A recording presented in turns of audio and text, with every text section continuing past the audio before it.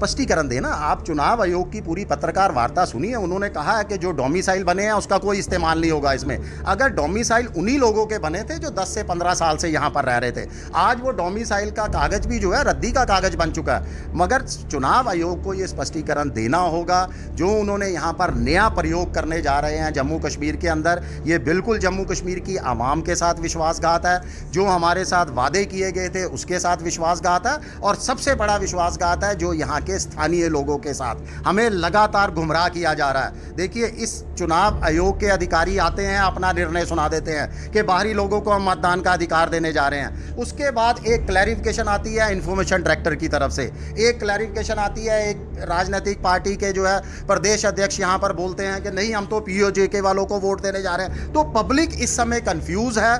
Public को हमें जागरूक करना है, पब्लिक के अंदर उस पार्टी का चेहरा बेनकाब करना है, आवाज बुलंद करनी होगी। दोनों खिते की पार्टी क्यों नहीं कश्मीर के नेता आकर जम्मू के नेताओं से यहाँ पर आकर मिले? क्यों नौबत आती है कि यहाँ के लोग वहां पर जाकर उनसे बातचीत की जाए? जब मसले मिसाइल जम्मू कश्मीर के हैं तो क्यों नहीं एक बार आप जाओ, एक बार वो आए तो मिलकर बातचीत हो? क्यों हमें जरूरत पड़े हम कश्मीर में जाकर बात करें कश्मीर नेताओं से? बहुत बढ़िया सवाल है आपका। मैं बता दूं, क्योंकि अभी तक हमने अनाउंस नहीं किया था। ये आने वाली 10 सितंबर को, अब आपने सवाल पूछा है तो मैं जरूर बताऊंगा। आने वाली 10 सितंबर को यहाँ पर भी आल पार्टी मीटिंग होने जा रही है। यहाँ पर भी कश्मीर की पार्टियां सब इकट्ठा होंगी, जम्मू की पार्टियां भी सब इकट्ठा होंगी, शिवसेना उसके अंदर भी प्रमुखता से भाग लेगी। एक मीटिंग हमारी कश्मीर में हुई, अब दूसरी मीटिंग आने वाले 10 सितंबर को जम्मू में होने जा रही है। इस समय जम्मू के लोगों को टू बी ग्रांटेड ले रही है, जो उनके लिए बहुत भारी साबित होने वाला है। देखिए, बहुत शांतिपूर्ण तरीके से युवा राजपूत सभा, हम तमाम संगठन वहां पर जो है भूख हड़ताल के ऊपर बैठे थे, और भी युवा और जो नाराज लोग हैं जिनके साथ कहीं ना कहीं विश्वासघात किया गया, नाइंसाफी की गई, बहुत शांतिपूर्ण तरीके से वह प्रदर्शन कर रहे थे। वह कोई लाठियां नहीं उठा रहे थे, कोई तलवारें नहीं चला रहे थे, कोई बंदूक नहीं चला रहे थे। उसके बावजूद जम्मू प्रशासन जो है उनकी आवाज को दबाने का प्रयास करता है। जम्मू में कुछ देर पहले एक प्रेस वार्ता की गई और ये कहा गया शिवसेना द्वारा कि देखिए, गैर स्थानीय लोगों को वोट का अधिकार नहीं, या फिर आप ऐसे भी कह सकते हैं कि सवाल ये पूछा गया कि आखिरकार उनको अधिकार क्यों दिया जाए। मनीष जी हमारे साथ हैं, इनसे बातचीत करेंगे। मनीष जी, इलेक्शन कमीशन ने कुछ देर पहले अनाउंस किया कि देखिए, अंदाज़न जो है 20 से 25 लाख वोट जो हैं वोटर को हक मिलेगा, और ये भी कहा गया उसमें से हो सकता है वाल्मीकि समाज के लोग भी हों, गोरखा समाज के लोग भी हों, और बाहरी राज्य के लोग भी आकर वोट डाल सकते हैं। किस तरीके से आप इस फैसले को लेते हैं? देखिए, अगर तो उसके अंदर पीओजेके के लोग हैं, गोरखा समाज के लोग हैं, वाल्मीकि समाज के लोग हैं, वो लोग हैं जो जम्मू के स्थानीय लोग हैं और 18 साल अपने पूरे कर चुके हैं, उनको वोट का अधिकार दिया जाता है। हमें कोई आपत्ति नहीं है, हम उसका स्वागत करेंगे। हम भी लगातार उनके वोट के अधिकार की मांग कर रहे थे। मगर जो 25 लाख का आंकड़ा 20 से 25 भी अगर आप कहते हैं बताया जा रहा है, तो इन लोगों की तादाद 20 से 25 लाख नहीं है। चुनाव आयोग से हमारा सवाल है कि चुनाव आयोग ये स्पष्ट करे कि वो जो 20 से 25 लाख का उन्होंने आंकड़ा बताया है वो कौन लोग हैं, उसके लिए जो क्या क्राइटेरिया रखा है इन्होंने। क्या कल जो दिल्ली से जम्मू आया उसको भी वोट का अधिकार दे दिया जाएगा? देखिए, हमारी तो ये आशंका है कि कहीं ना कहीं इससे लोकतंत्र प्रभावित होगा।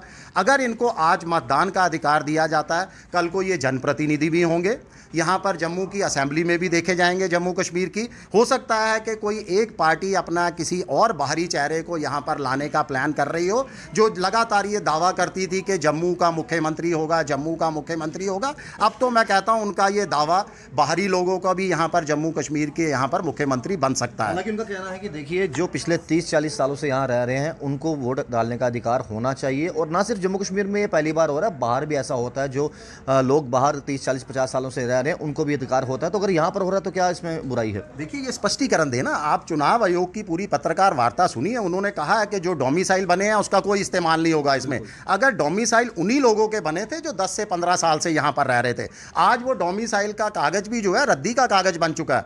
मगर चुनाव आयोग को ये स्पष्टीकरण देना होगा, जो उन्होंने यहाँ पर नया प्रयोग करने जा रहे हैं जम्मू कश्मीर के अंदर, ये बिल्कुल जम्मू कश्मीर की आवाम के साथ विश्वासघात है। जो हमारे साथ वादे किए गए थे उसके साथ विश्वासघात है, और सबसे बड़ा विश्वासघात है जो यहाँ के स्थानीय लोगों के साथ। शिवसेना ने हमेशा, चाहे महाराष्ट्र हो, कोई भी राज्य हो, हमारी प्रमुखता के साथ ये आवाज़ रहती है कि वहाँ के स्थानीय लोगों को सबसे पहले अधिकार मिलने चाहिए।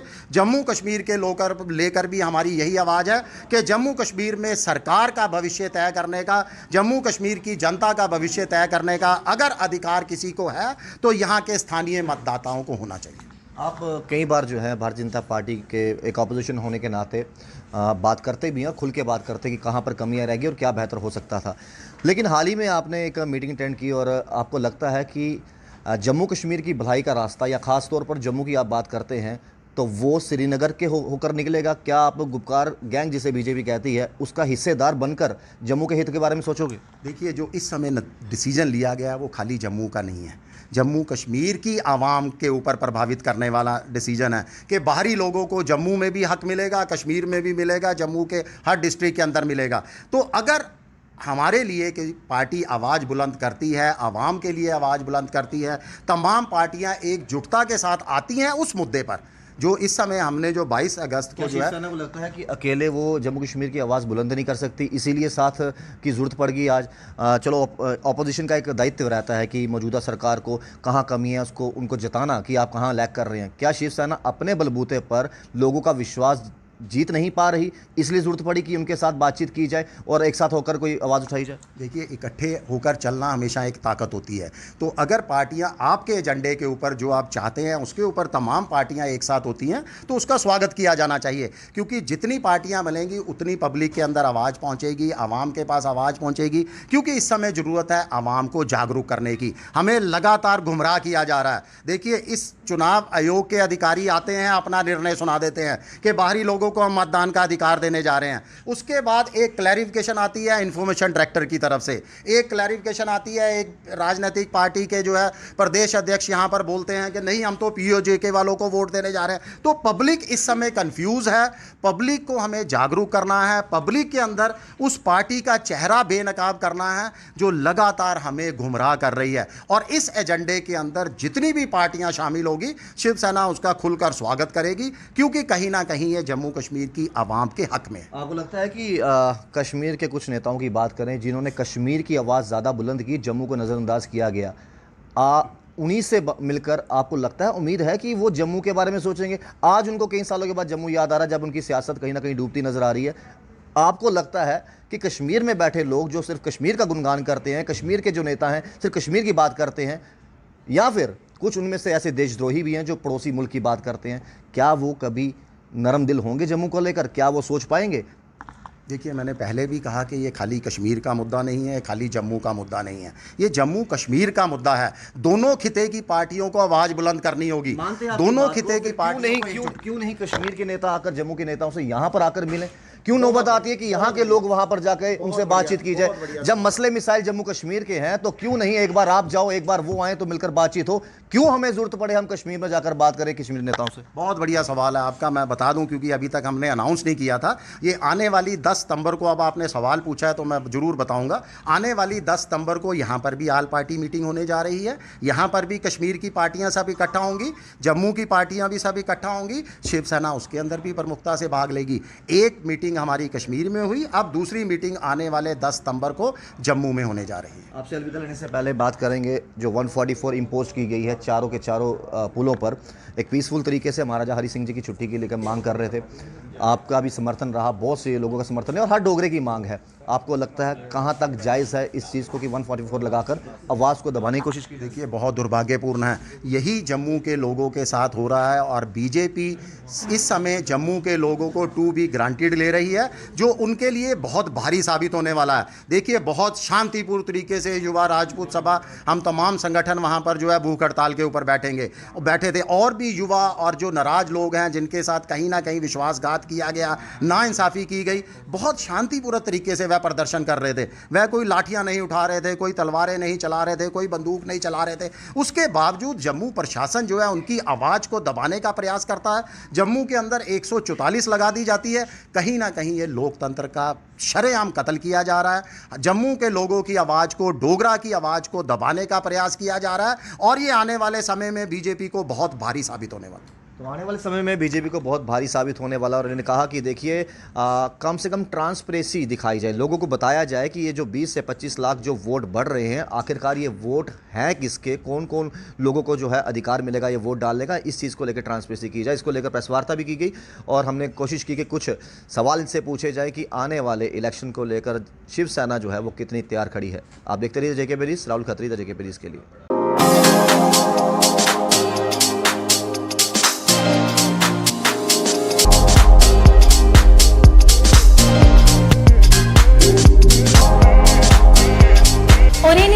providing latest education in its state-of-the-art institute and also providing an opportunity to the students to explore their careers across the globe. और रेन का एकमात्र उद्देश्य है युवाओं को अंतर्राष्ट्रीय स्तर पर ब्यूटी एजुकेशन देना। Advance diploma in aesthetic and hair dressing की विदेशों में फी 12 से 5 या 6 गुना ज़्यादा है, जबकि ओरेन बेहद कम फीस में ये कोर्सेज करवा रहा है। In Oren, there is a student-friendly environment. Students have the freedom to think for themselves in training. Oren is the only institution where teachers are available whenever students need. An institution that provides hair, makeup, skin, nail art and mehendi courses so close to the students' home that is actually a blessing. Different cultures, different challenges. More than 8,000 students are engaged. Earn while you learn. Oren produces thousands of beauty professionals who are today doing extremely well in their respective field. So what are you waiting for? Join Oren Institute of Beauty and Wellness. NIST, Institute of Beauty and Makeup, Fashion Designing, Hair Dressing and Nail Extensions. Now also in Gandhinagar, Jammu. State-of-the-art infrastructure.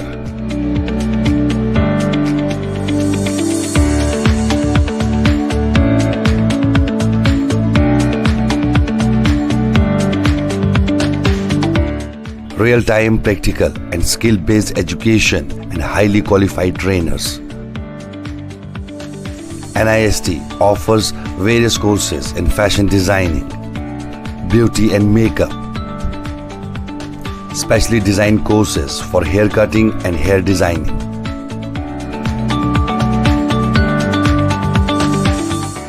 And also crash course for nail extensions.